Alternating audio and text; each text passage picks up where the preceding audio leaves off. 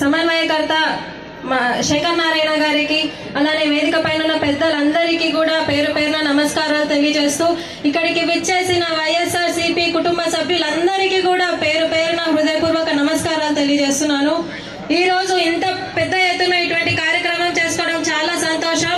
ఏ విధంగా అయితే 2010 రికార్డు ఎలా బద్దలు కొట్టామో మనం అందరం చూసాము. అదంతా మీ వల్లనే అని కూడా చాలా గర్వంగా చెప్తున్నాను. మరి అదే విధంగా ఆ రోజు ఎలా అయితే రికార్డు బద్దలు కొట్టామో, హిస్టరీ రిపీట్స్ అన్నట్టుగా మళ్ళీ 2024లో ఇప్పుడు 151 కాదు 175కి 175 కూడా ఖచ్చితంగా మీ వలన ఖచ్చితంగా కూడా గెలిచి మన ముఖ్యమంత్రి వర్యులు శ్రీ వైఎస్ జగన్మోహన్ రెడ్డి గారికి బహుమతిగా ఇవ్వాలని కూడా ఈ సందర్భంగా అందరికీ తెలియజేస్తున్నారు.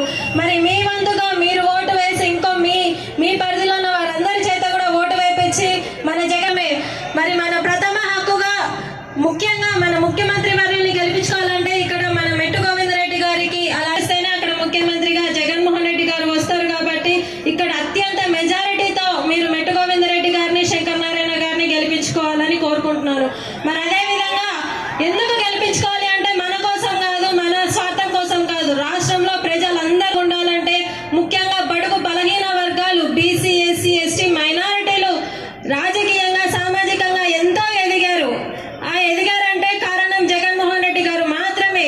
మరి ఇక్కడ ఉన్న వారందరూ కూడా చాలా మంది బీసీ, ఎస్సీ, ఎస్టీ మైనారిటీలే. మరి అందులో కూడా వాల్మీకులు చాలా మంది ఉన్నారు రాయదుర్గం నియోజకవర్గం మొత్తంలో కూడా. మరి నేను ఇక్కడ మీ ముందు ఇలా మాట్లాడగలుగుతున్నాను అంటే ఒక వాల్మీకి బిడ్డగా మహిళలకు 50% రిజర్వేషన్ కల్పించిన క్రమంలో మీ ముందు ఇలా మాట్లాడగలుగుతున్నా అంటే చాలా సంతోషంగా ఉంది. మరి దీనికి కారణమైన ముఖ్యమంత్రి వైఎస్ జగన్మోహన్ రెడ్డి గారికి పాదాభివందనాలు చేసుకుంటూ మన ప్రథమ హక్కుగా, మన ప్రథమ గౌరవంగా కూడా మనం ముఖ్యమంత్రిగా మళ్ళీ జగన్మోహన్ రెడ్డి గారిని గెలిపించుకోవాలి. ఎందుకంటే మన పిల్లల భవిష్యత్తు బాగుండాలన్నా, వచ్చే తరాలు బాగుండాలన్నా ఖచ్చితంగా జగన్మోహన్ రెడ్డి గారు ఉంటేనే రాష్ట్రం సుభిక్షంగా ఉంటుంది. మనం చూస్తూనే ఉన్నాం, చంద్రబాబు నాయుడు గారు ఉన్న ఎప్పుడు కూడా అంత కరువు కాలమే, అవునా కాదా? కరువు అంటే చంద్రబాబు నాయుడు గారు, చంద్రబాబు అంటే కరువు. మరి జగన్మోహన్ రెడ్డి గారు వచ్చిన తర్వాత వానలన్నీ పుష్కలంగా పడి మన ఆంధ్ర రాష్ట్రం అంతా పచ్చగా సుభిక్షంగా ఉందా లేదా? మరి రాష్ట్రం బాగుండాలంటే దేవుడు కూడా, వరుణ దేవుడు కూడా కరుణించాలి. అది జగన్మోహన్ రెడ్డి గారు ముఖ్యమంత్రి ఉంటేనే రాష్ట్రం బాగుంటుందని కూడా ఈ సందర్భంగా మరొకసారి తెలియజేస్తూ, ఖచ్చితంగా మీరందరూ కూడా అందరం కూడా ముఖ్యమంత్రిగా జగన్మోహన్ రెడ్డి గారిని మళ్ళీ గెలిపించుకోవాలని కోరుకుంటూ ఈ అవకాశం ఇచ్చిన పెద్దలకు ధన్యవాదాలు తెలియజేస్తాను.